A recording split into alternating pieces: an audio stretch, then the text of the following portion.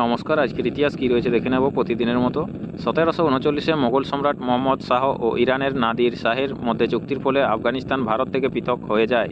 1805-এ Napoleon Bonaparte ইতালির রাজা হিসেবে রাজ্যাভিষিক্ত হন। 1865-তে আমেরিকার গৃহযুদ্ধের অবসান হয়। 1870-এ দিনে সিসিলির এটনা আগ্নেয়গিরি থেকে অগ্নুৎপাত শুরু হয়। 1881-তে ফ্রান্স টিউনিসিয়াকে নিজের নিয়ন্ত্রণে নিয়ে আসে। 1896-এ রাশিয়ার শেষ জার দ্বিতীয় নিকোলাস অভিষিক্ত হন।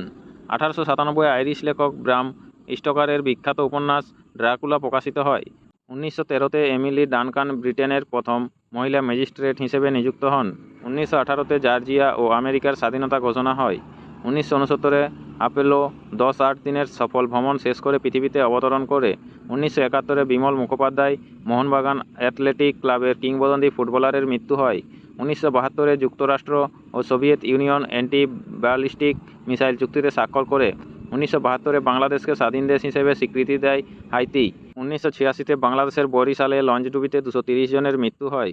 1991-এ থাইল্যান্ডে বিমান দুর্ঘটনায় 223 জনের মৃত্যু। 1999-এ কাশ্মীরের কার্গিল সেক্টরে ভারত ও পাকিস্তান যুদ্ধ শুরু হয়। 2018-তে প্রধানমন্ত্রী শেখ হাসিনাকে সম্মানসূচক ডিলিট উপাধি দেয় কাজী নজরুল বিশ্ববিদ্যালয়। নমস্কার, আজকের ইতিহাস এই পর্যন্তই। পরের ইতিহাসটি পেতে চ্যানেলটিতে সাবস্ক্রাইব করে পাশে থাকা বেল আইকনটি অল করে রাখুন।